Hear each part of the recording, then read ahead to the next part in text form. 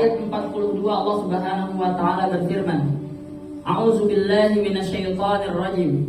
Wala tahsabannallaha ghafilan amma ya'maluz zalimun.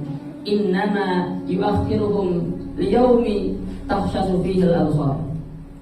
Yang artinya, janganlah sekali-kali engkau mengira bahwa Allah Subhanahu wa taala itu lengah terhadap apa yang diperbuat oleh orang-orang yang zalim. Sesungguhnya Allah sengaja menangguhkan mereka sampai hari ketika mata mereka terbelalak. Quran Surat Ibrahim ayat ke-42. Melalui ayat di atas jemaah sekalian, Allah memberi peringatan kepada kita bahwa kita harus berhati-hati dalam setiap tindakan, perbuatan maupun perkataan kita. Karena bisa jadi apa yang kita lakukan termasuk dalam perbuatan kezaliman. Sementara perbuatan zalim seluruhnya akan dipertanggungjawabkan kelak di hadapan Allah Subhanahu wa taala. Ingatlah bahwa Allah Subhanahu wa taala tidak lalai sedikit pun. Semua tercatat dengan jelas dan detail. Mana yang menjadi kezaliman dan mana yang menjadi keadilan. Hadirin jamaah salat Jumat rahimakumullah. Terlebih perbuatan zalim ini bukan hanya kepada manusia saja, tetapi juga terhadap diri sendiri bisa jadi zalim. Kepada sesama makhluk hidup pun bisa jadi zalim. Sementara tingkatan perbuatan zalim itu ada yang tidak bisa dimaafkan atau ditaubatkan kepada Allah Subhanahu wa taala. Ada juga yang akan Allah ampunkan perlakuan zalim itu. Maka kita perlu berhati-hati bahwasanya setiap gerak-gerik kita jangan sampai kita berbuat zalim kepada seseorang. Hadirin jamaah salat Jumat rahimakumullah. Pernyataan yang disampaikan oleh Anas bin Malik, ahli tafsir, sebagaimana yang dikutip oleh Syekh Zainuddin Al-Malabari dalam kitab Irsyadul Ibad, kezaliman yang tidak akan diampuni oleh Allah adalah kezaliman berupa kesyirikan atau menyekutukan Allah. Kezaliman tersebut tidak akan pernah Allah ampuni, sehingga orang yang berbuat zalim tersebut benar-benar bertaubat kepada Allah, menyesali perbuatannya dan berjanji tidak akan pernah mengulanginya. Baru Allah ampunkan. Hadirin jamaah salat Jumat rahimakumullah. Selanjutnya yaitu kezaliman yang akan diampuni Allah, yaitu kezaliman seseorang hamba kepada dirinya sendiri akibat maksiat dan perbuatan dosa yang ia lakukan langsung kepada Allah Subhanahu wa taala. Sebagai contoh, meninggalkan sholat, tidak berpuasa dengan sengaja pada bulan suci Ramadan. Maka dosa-dosa yang seperti itu masuk dalam kategori zalim terhadap diri sendiri, dan ini bisa diampuni oleh Allah Subhanahu wa taala. Maka setiap perbuatan kita maupun perkataan pun, ketika itu adalah menjadi kezaliman, Allah akan ampunkan ketika kita bertaubat. Hadirin jamaah salat Jumat rahimakumullah. Yang ketiga yaitu kezaliman yang ampunannya ditangguhkan atau pending, yaitu kezaliman yang dilakukan kepada sesama manusia. Kezaliman ini tidak akan Allah ampuni, sehingga orang yang melakukannya minta maaf dulu kepada orang yang dizaliminya, lalu orang tersebut memaafkannya, barulah ampunan dan maaf dari Allah bisa ia dapatkan. Jadi jamaah sekalian, kezaliman terhadap sesama manusia ini sangatlah berat. Bisa jadi Allah ampuni, bisa jadi tidak.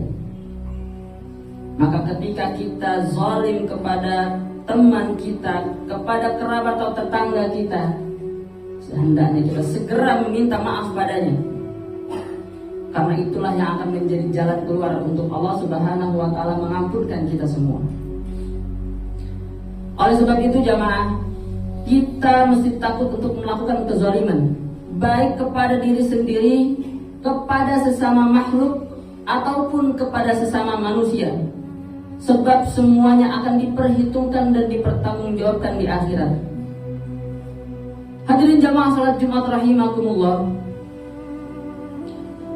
Kezaliman yang dilakukan kepada sesama manusia, sebagaimana yang dijelaskan oleh Az-Zawhari dalam kitabnya Al-Kabair, ada 3 bentuk. Kezaliman seorang hamba yang menyangkut harta, seperti memakan harta dan hak orang lain, itu merupakan kezaliman. Yang kedua, kezaliman yang berupa penganiayaan, seperti membunuh, melukai, memukul anggota tubuh dan lain sebagainya. Itu juga termasuk kezaliman. Dan yang ketiga, kezaliman yang merusak martabat nama baik seseorang, seperti menghina, mencaci, menuduh tanpa dasar, membuli, nyinyir dan sebagainya. Hadirin jamaah salat Jumat rahimakumullah. Di masa sekarang saat ini sudah masuk Februari, sebentar lagi pemilu. Sangat mudah bagi kita, bahkan sesama muslim, saling mengedit di sosial media tergantung pilihannya, saling mencaci maki, saling menebarkan fitnah. Maka ini harus kita tahan sebisa mungkin, meskipun kita yakin oleh pilihan kita, karena ini termasuk bentuk kezaliman pada diri sendiri dan pada orang lain, yang berbuat dosa kepada diri sendiri dan kemudian memperburuk nama baik seseorang dan menyakiti nama baik seseorang. Hadirin jamaah salat Jumat rahimakumullah. Larangan ketiga bentuk kezaliman itu sudah ditegaskan Allah dalam Al-Quran, dalam surat An-Nisa ayat 29, yang artinya, wahai orang-orang yang beriman, janganlah kamu memakan harta sesamamu dengan cara yang batil, kecuali berupa perniagaan atas dasar sesama ridho. Dan janganlah kamu membunuh dirimu sendiri, sesungguhnya Allah adalah Maha Penyayang kepadamu. Hadirin jamaah salat Jumat rahimakumullah, dalam surat Al-Hujurat ayat 11, wahai orang yang beriman, janganlah suatu kaum mengolok-olok kaum yang lainnya, karena boleh jadi mereka yang dihina lebih baik daripada yang menghina. Quran surat Al-Hujurat ayat 11. Hadirin jamaah salat Jumat rahimakumullah, mudah-mudahan apa yang saya sampaikan ini bisa bermanfaat untuk kita semuanya. Semoga kita menjadi hamba-hamba Allah yang adil dan dijauhkan dari sifat zalim. Barakallahu li wa lakum fil Qur'anil azim, wa nafa'ani wa iyyakum bima fihi minal ayati wa dzikril hakim, wa taqabbala minni wa minkum tilawatahu innahu huwas samiul alim. Hadirin jamaah salat Jumat rahimakumullah.